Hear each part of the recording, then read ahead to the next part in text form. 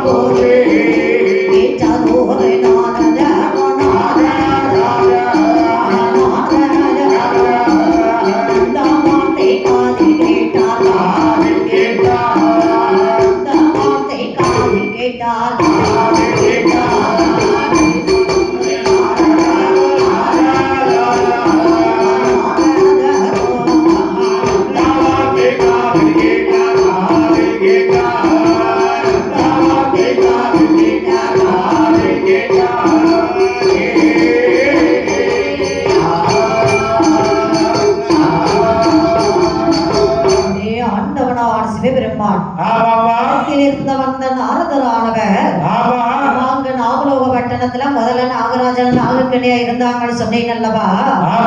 அப்படி இருக்கும் போது பாருங்கள், நினைத்த நேரம் நினைத்த வடிவம் எடுக்க முடியும். அப்படிப்பட்டவர்களுக்கு தலைக்கவனம் என்பதே வந்து விட்டது. என்ன சரி, நாமல் தான் கடவுள் நினைக்கலாமா? சரி, நினைக்கவே கூடாது. 1000 கற்று இருந்தாலும் அவர்களுக்கு என்ன இருக்கும்? சரி, இருக்கத்தான் செய்யும். அதே மாதிரி அங்க என்ன நடக்கிறது தெரியுமா? இவங்க 2 பேருக்கு என்ன தலைக்கவரம் வந்து விட்டது? படைத்த பகவான் ஆண்டவனார் சிவபெருமானுடைய கழுத்துல நாம தான் என்னதாக இருக்கின்றோம். பாதுகாப்பா இருக்கு, நாம தான் பாதுகாப்பு. சரி, நினைக்கலாமா? என்னப்பா? மாயவருக்கு பாதுகாப்பாக இருக்கின்றார். அம்மா மேலதான் சைனம் செய்து கொண்டு இருக்கின்றார். எங்க அம்மா முத்தாரம்மாளுக்கும் நாகக்குடையா நாமல் தான். ஆகினால் பாருங்கள், இவர்களுக்கு என்ன இணைகின்றார்? நாவலுக்கு நாமல் இருப்பதினால் ஓஹோ, காக்கிறவங்க தான் கடவுள். இந்த காலத்துல காக்கிறவங்க கடவுள் தான். சரி, இப்ப விவசாயம் பார்க்கறவங்க கடவுள் தான். என்னப்பா? அவங்க சேத்துல கால வச்சாட்டா சரி, சோத்துல கை வைக்க முடியும். அதுதான் உண்மை. அந்த காலத்துல காக்கிறவங்க கடவுள். சரி, இந்த காலத்துல விதைப்பவன் கடவுள். அதாவது பாருங்கள், இப்ப என்ன சொல்லலாம்? விவசாயத்தை நாம என்ன செய்ய வேண்டும்? மதிக்க வேண்டும். விவசாயத்தை நாம அழித்து விடக் கூடாது. சரி, ஊக்குவிக்க வேண்டும். அதே மாதிரி அங்க என்ன நினைக்கிறாங்க தெரியுமா? படைத்த பகவானுக்கு காவலாக இருப்பதினால் நாமல் தான் இந்த நாமலோக பட்டணத்தில் எல்லோருக்கும் கடவுளாக இருக்கின்றோம் அப்படின்னு கடவுளாகவே நினைத்துக் கொண்டு தலைக்கு உரம் கொண்டு என்ன பேசுறாங்க? வேறுபட்டவராக இருந்தாலும் சரிதான், நாமலோக பட்டணத்திற்குள் வரக்கூடாது. வரவே கூடாது என்று இவர்கள் பேசிக்கொண்டே இருப்பதை நாரதர் காதிலே கேட்டார். ஓஹோ, குலத்தலைக்கவர் கொண்டு பேசிக்கொண்டே இருக்கீங்களா? இருக்கட்டும் இருக்கட்டும், இதுக்கு ஒரு கழகத்தை மூட்டுகின்றேன் என்று நாரதரை எங்கே வருகிறார் அம்மா ஏற்றாதோரு நாரதாரோ காதில் கேட்டு நல்ல கைதை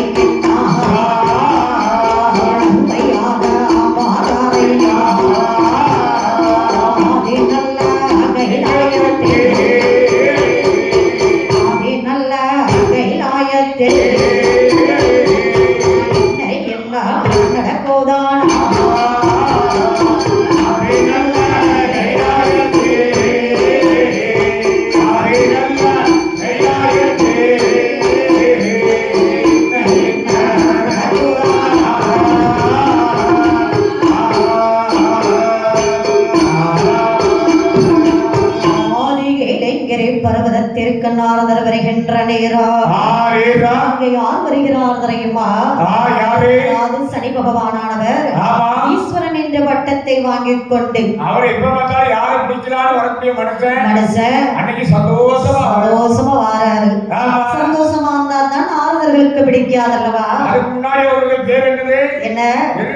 சரி, அப்படி வருவதை பார்த்தார் நாரதர். சரி, வருகின்றது. என்ன? கூப்பிடக்கூடாது.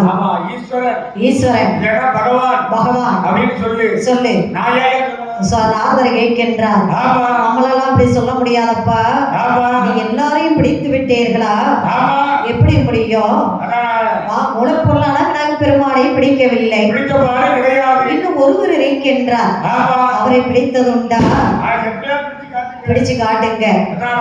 அவர் யாரப்பா? அவர்தான் இந்திரன். காலையில போனாலும் காராம் பசுபால் கறந்து கொண்டிருக்கின்றார், மாலை சென்றாலும் காராம் பசுபால் கறந்து கொண்டிருக்கின்றார். ஸ்ரீதேவி இருக்கும் பொழுது சனி பகவானால் பிடிக்க முடியாது. ஆமா, முடியும். அதாவது நீங்கள் என்ற அந்த அழகான இந்திரனை பிடியுங்கள், நான் உங்களை சனீஸ்வரன் என்று ஏற்றுக்கொள்கின்றேன். பிள்ளை கிளியாச்சு, தொட்டில ஆட்டணும் அல்லவா? ராமா, நான் அவரை இங்கே வருகிறார் தெரியுமா?